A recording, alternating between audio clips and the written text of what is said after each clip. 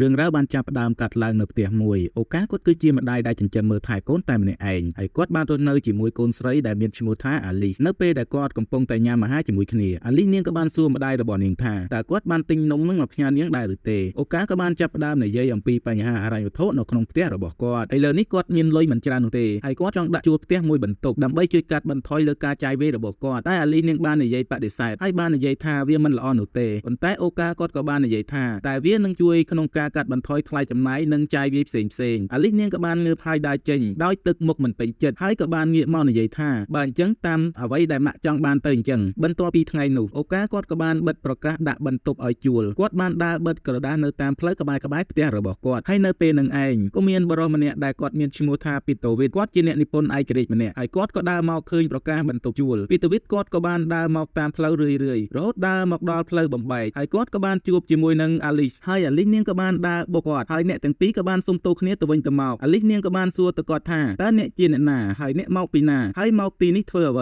ីពីតូវីតគាត់ក៏បានប្រាប់ថាគាត់គឺជាអ្នកសរសេរអត្ថបទម្នាក់ហើយគាត់ត្រូវការជួលបន្ទប់មួយដើម្បីស្វែងរកការបំផុសគំនិតក្នុងការសរសេរអត្ថបទរបស់គាត់អាលីសនាងបានឮហើយនាងក៏បានដឹងថាវាគឺជាផ្ទះរបស់នាងហើយនាងក៏បានស្ម័គ្រចិត្តជួយជូនគាត់ទៅផ្ទះជួលមួយនឹងប៉ុន្តែនាងក៏បានផ្ដល់យោបល់និងជួយណែនាំថាផ្លូវដែលល្អគឺលោកមិនគួរទៅជួលផ្ទះមួយនោះទេព្រោះថាម្ចាស់ផ្ទះគឺគាត់លេងអំពើផ្លូវល្ងឹតក៏ប៉ុន្តែពីតាវីតគាត់មិនបានខ្វាយខ្វល់នៅអ្វីដែលនាងបាននិយាយនោះឡើយនៅពេលដែលពីតាវីតគាត់បានដើរទៅដល់មុខផ្ទះអាលីសនាងក៏បានសុំបែកផ្លូវចេញទៅហើយនៅពេលហ្នឹងពីតាវីតគាត់ក៏បានដើរចូលទៅក្នុងផ្ទះហើយក៏បានជួបជាមួយនឹងអូកាពួកគេទាំងពីរក៏បាននិយាយរាក់ទាក់គ្នាអូកាក៏បាននាំគាត់ដើរមើលជុំវិញផ្ទះហើយក៏បាននាំគាត់មើលបន្ទប់ដែលបានដាក់ឲ្យជួលបន្ទាប់មកក៏នាំទៅមើលបន្ទប់ទទួលភ្ញៀវដែលនៅខាងលើផ្ទះនៅពេលដែលបានដើរមើលបន្ទប់រួចរាល់ហើយពីតាវីតគាត់ក៏បានអរគុណអូកាព្រមទាំងបានសរសើរថាផ្ទះរបស់នាងពិតជាស្អាតណាស់ប៉ុន្តែទោះបីជាយ៉ាងណាគាត់ក៏សូមគិតមើលសិនហើយនៅពេលនឹងឯងអាលីសនាងក៏បានត្រឡប់មកផ្ទះល្មមអូកានាងក៏បានណែនាំកូនស្រីឲ្យទៅពីតាវីតបានស្គាល់ហើយនៅពេលដែលគាត់បានដឹងថាអាលីសនាងបានរស់នៅក្នុងផ្ទះនេះដែរគាត់ក៏បានសម្រេចចិត្តជួលបន្ទប់តែម្ដងនៅព្រឹកថ្ងៃបន្ទាប់ពួកគេទាំង3នាក់ក៏បានអង្គុយញ៉ាំអាហារពេលព្រឹកជាមួយនឹងគ្នាអូកាបានសួរទៅពីតាវីតថាយកវិញដេកលក់ស្រួលខ្លួនដែរអត់ពីតាវីតគាត់ក៏បានតបថាពិតខ្លាំងណាស់វាពិតជាដេកស្រួលខ្លួនខ្លាំងណាស់ហើយមើលទៅអាកប្បកិរិយារបស់អូកានាងប្រហែលជាចូលចិត្តនិងស្រឡាញ់ពីតាវីតខ្លាំងណាស់នាងបានយកស្រាក្រហមមកផឹកជាមួយនឹងគាត់រហូតដល់គាត់ចាប់ផ្ដើមស្រវឹងតិចអូកានាងក៏បានបបួលពីតាវីតទៅដើរលេងនៅក្នុងព្រៃជិតផ្ទះជាមួយនឹងគ្ន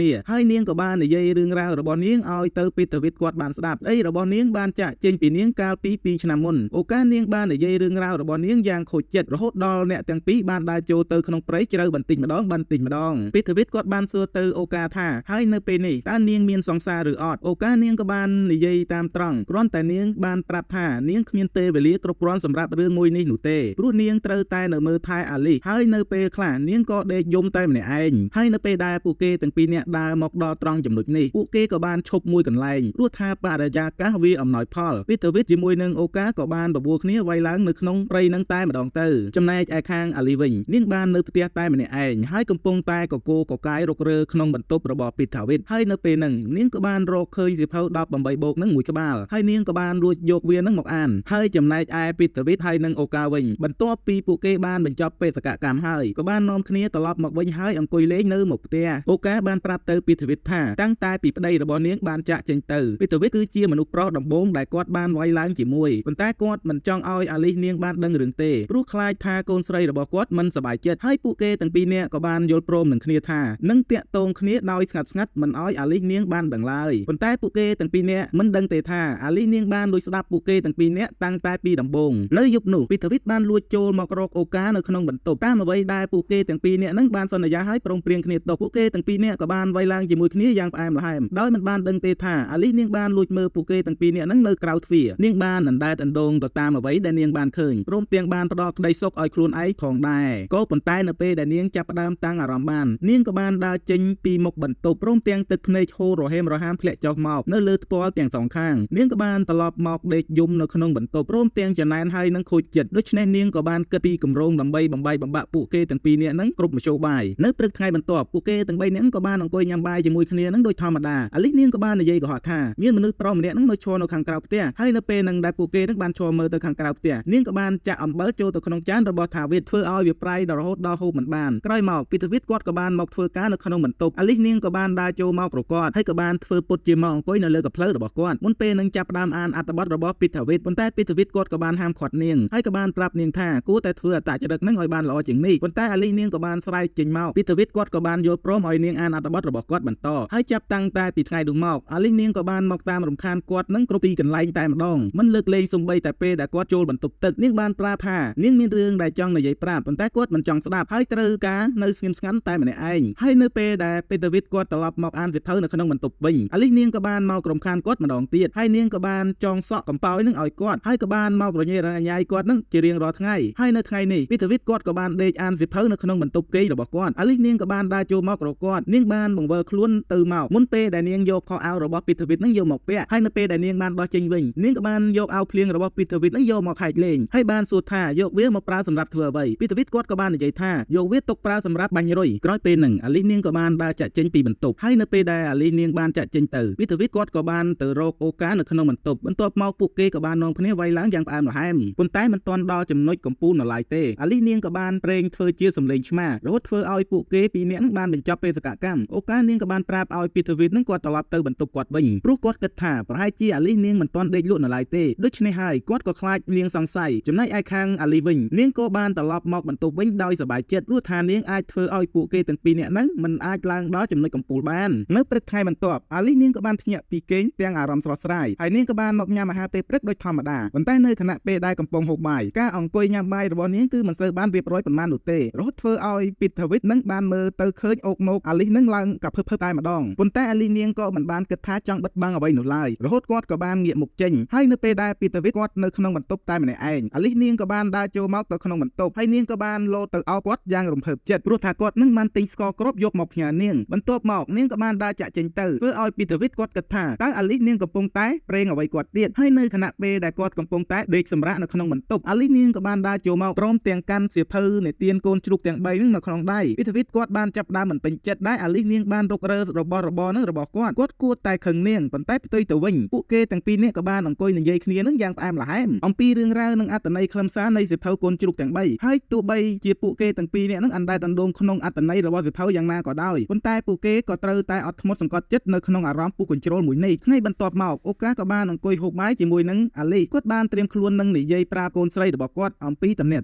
គាត់ជាមួយនឹងពីថាវិតក៏ប៉ុន្តែអាលីនាងក៏បាននិយាយមកថាតើម៉ែមានផ្ទៃពោះដែរឬអត់ព្រោះថានាងបានដឹងពីរឿងរ៉ាវរបស់គាត់ជាមួយនឹងពីថាវិតនឹងយូរមកហើយព្រោះថានាងបានឮសំឡេងរបស់ម្ដាយរបស់នាងនឹងស្រែកធ្ងន់នឹងរាល់តែយប់ដែលធ្វើឲ្យនាងនឹងគេងមិនសូវលក់ហើយនាងក៏បានប្រាប់ទៅម្ដាយរបស់នាងថាម៉ែគួរតែចេះបន្ថយសំឡេងនឹងខ្លះទៅទីសំដីរបស់កូនស្រីរបស់គាត់នឹងធ្វើឲ្យគាត់នឹងស្រឡាំងកាំងហើយនិយាយលេងចេញក្រោយមកអាលីនាងក៏បានចូលទៅដាស់ពីថាវិតនៅក្នុងបន្ទប់ហើយនាងក៏បានសួរថាយប់មិញវាយឡើងជាមួយម្ដាយរបស់នាងនឹងតើមានអារម្មណ៍យ៉ាងម៉េចដែរពីថាវិតគាត់បានឆ្ងល់ថាតើនាងកំពុងតែនិយាយអំពីរឿងអ្វីហើយនាងក៏បាននិយាយថានាងមានរឿងដែលចង់និយាយប្រាប់មុនពេលដែលនាងដើរទៅខ្សឹបត្រចៀករបស់គាត់ចាប់តាំងពីពេលនោះមកពួកគេទាំងពីរនាក់ក៏បើកចិត្តនិយាយគ្នាច្រើនឡ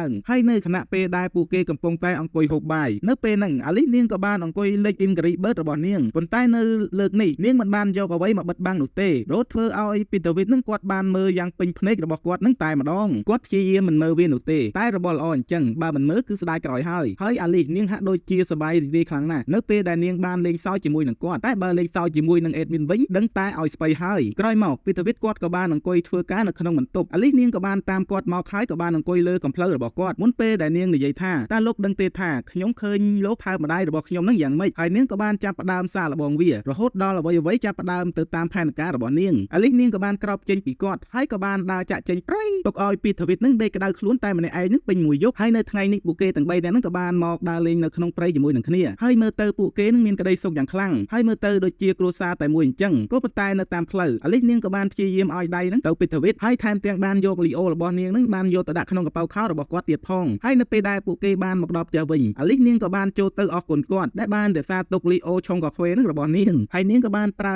52ក្បាច់ដើម្បីផ្ដល់ក្តីសុខតូចៗទៅឲ្យគាត់ប៉ុន្តែនៅពេលដែលពីតាវិតគាត់ចិត្តដល់ត្រើយនាងក៏បានឈប់ធ្វើវាហើយនាងក៏បានរត់ចេញពីបន្ទប់ទៅព្រៃហើយក៏បានធ្វើឲ្យពីតាវិតនឹងដេកក្តៅខ្លួនតែម្នាក់ឯងនឹងជាលើកទី2នៅថ្ងៃបន្ទាប់មកអាលីនាងក៏បានទៅងូតទឹកនៅកណ្ដាលវាលដោយនាងមិនបានដឹងទេថាពីតាវិតគាត់កំពុងតែលួចមើលនាងហើយពេលហ្នឹងគាត់ក៏បានដើរមករកនាងអាលីនាងក៏បាននិយាយថាយប់នេះមិនបាច់ចូលទៅរកម្ដាយរបស់នាងទេពីតាវិតគាត់ក៏បាននិយាយថាមិនបានទេអាលីនាងក៏បានចេះទឹកដាក់កណ្ដាលមុខរបស់គាត់ហើយក៏បានជេរថាអាល្ងងមុនពេលដែលនាងរត់ចូលទៅក្នុងផ្ទះហើយមានអារម្មណ៍ថាបាក់មុខយ៉ាងខ្លាំងបន្ទាប់មកនៅពេលដែលពីតាវិតគាត់បានអង្គុយធ្វើការនៅក្នុងបន្ទប់អាលី លីសនាងក៏បានដើរចូលមកហើយប្រាប់គាត់ថាលោកបានធ្វើឲ្យខ្ញុំខូចចិត្តហើយខ្ញុំនឹងដាក់ទោសលោកមុនពេលដែលនាងចូលទៅដាស់អារម្មណ៍របស់គាត់យ៉ាងពេញទំហឹងរហូតដល់ពីតាវីតស្ថិតនៅក្នុងការគ្រប់គ្រងរបស់នាងហើយរៀបនឹងធ្វើប្រតិបត្តិការនឹងលើកពីនេះអាលីសនាងក៏បានប្រញាប់ក្រោកឡើងហើយក៏បាននិយាយថាលោកគឺជាមនុស្សល្ងង់ដែលមិនដឹងថានាងកំពុងតែធ្វើអ្វីនៅពេលដែលនាងនិយាយចប់ហើយនាងក៏បានដើរចាក់ចេញទៅហើយទុកឲ្យពីតាវីតនឹងនៅដេកក្តៅខ្លួនតែម្នាក់ឯងនឹងជាលើកទី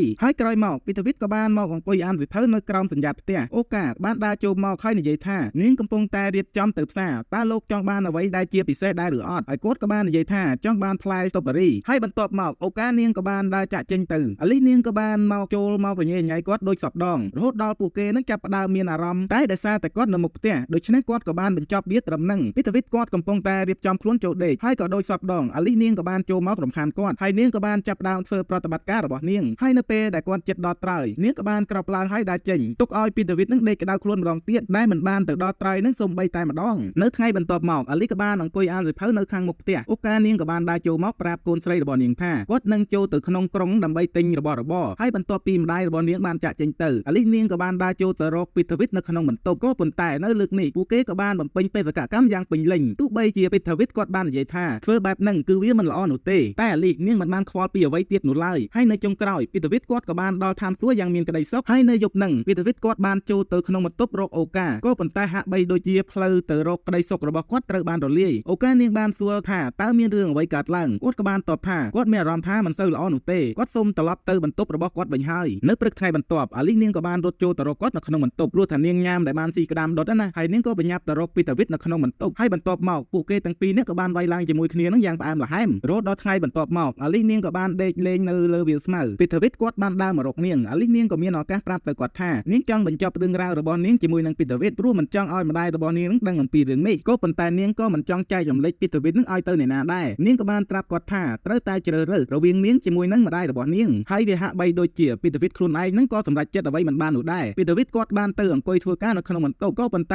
ចិត្តរបស់គាត់គឺមិននៅជាប់ខ្លួននោះទេទើបគាត់បានយក laptop មកអង្គុយធ្វើការនៅមុខផ្ទះហើយនៅចង្វាក់នឹងឯងអូកានាងក៏បានដើរមករកគាត់ហើយនិយាយថាយប់នេះខ្ញុំនឹងមានអ្វីមួយធ្វើឲ្យលោកភ្ញាក់ផ្អើលលោកចាំមកបន្ទប់របស់ខ្ញុំមកពីតាវីតគាត់កំពុងតែនៅក្នុងស្ថានភាពសេតគាត់ក៏បានងក់ក្បាលឆ្លើយតបយ៉ាងប្រងើយកន្តើយនៅពេលយប់ហ្នឹងអូកានាងក៏បានសង្ស័យថាហេតុអ្វីពីតាវីតគាត់មិនបានមកតាមណាត់ហើយនាងក៏បានដេកងឿងឆ្ងល់នឹងជាខ្លាំងរហូតដល់ចុងក្រោយនាងក៏បានដើរទៅរកគាត់នៅក្នុងបន្ទប់ហើយនាងក៏បានសួរថាតើមានរឿងអ្វីកើតឡើងអ្វីបានជាមិនទៅរកនាងពីតាវីតគាត់ក៏បាននិយាយថាគាត់មិនសូវស្រួលខ្លួនហើយគាត់ចង់ដេកសម្រាកអូកានាងបានឮបែបហ្នឹងហើយនាងក៏មិនចង់រំលឹកអ្វីនោះដែរមុនពេលដែលនាងបានដើរចាក់ចេញពីបន្ទប់នៅថ្ងៃបន្ទាប់មកពីតាវីតគាត់បានឡើងមករកអាលីនៅក្នុងបន្ទប់របស់នាងក៏បានបើកទ្វារមកមើលហើយក៏បានឃើញថាមកពីតាវីតពាក្យដំបូងដែលនាងនិយាយជាមួយគាត់គឺគាត់ត្រូវតែជ្រើសរើសក៏ប៉ុន្តែពីតាវីតគាត់បាននិយាយថាវាជាការជ្រើសរើសដ៏លំបាកហើយនៅចុងក្រោយគាត់ក៏បានសម្រេចចិត្តជ្រើសរើសយកអាលីធ្វើឲ្យនាងមានអារម្មណ៍ថាសប្បាយចិត្តយ៉ាងខ្លាំងហើយបន្ទាប់ពីពេលនោះអាលីនាងក៏បានមកដេកលេងនៅក្រោមសញ្ញត្តិផ្ទះហើយម្ដាយរបស់នាងក៏កំពុងតែរៀបចំទៅទិញអីវ៉ាន់គាត់ក៏បានប្រាប់កូនស្រីរបស់គាត់ឲ្យសម្អាតផ្ទះឲ្យស្អាតផងនៅពេលដែលម្ដាយរបស់នាងបានចាក់ចេញទៅមួយសន្ទុះអាលីនាងក៏បញ្ញាប់រត់ទៅរកពីតាវីតនៅក្នុងបន្ទប់បន្ទាប់មកពួកគេទាំងពីរនាក់ក៏បានធ្វើប្រតិបត្តិការយ៉ាងមានក្តីសុខបំផុតចំណែកឯខាងអូកានាងក៏បានដើរមកជួបអ្នកជិតខាងម្នាក់ហើយក៏បាននិយាយរាក់ទាក់គ្នា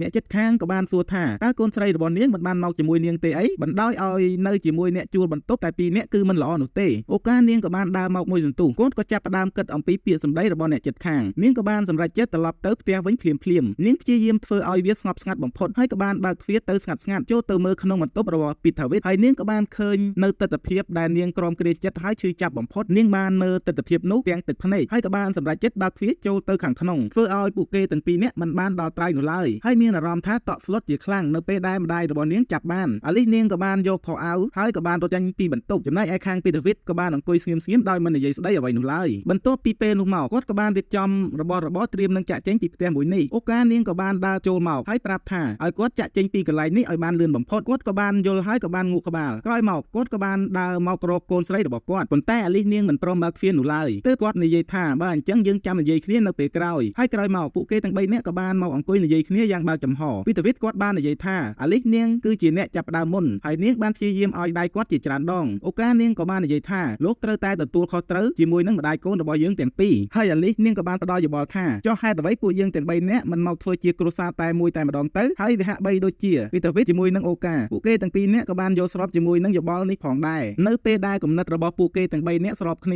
អាលីនាងក៏បានទៅអោបពីតាវីតយ៉ាងសប្បាយចិត្តមុនពេលក្រោកឡើងហើយទៅអោបម្ដាយរបស់នាងហើយនៅចុងក្រោយពួកគេទាំង3នាក់ក៏បាន បានមានសេចក្តីសុខជាមួយគ្នាដោយមិនចាំបាច់លាក់បាំងអ្វីទៀតនោះឡើយប៉ុន្តែសាច់រឿងរបស់យើងមិនបានបន្តដំណើរទៅមុខទៀតនោះទេវាក៏ត្រូវបានបញ្ចប់នៅត្រង់ចំណុចហ្នឹងទៅដែលហ្នឹងហើយបងប្អូនទាំងអស់គ្នាសាច់រឿងមួយហ្នឹងគឺមានតែប៉ុណ្្នឹងហ្នឹងឯង admin ពិតជាអរគុណខ្លាំងមែនទែនដែលបានតាមដានមើលវីដេអូមួយនេះរហូតដល់ចប់យើងចាំជួបគ្នានៅវីដេអូក្រោយៗទៀតសុខសប្បាយទាំងអស់គ្នាជម្រាបលាបាយបាយ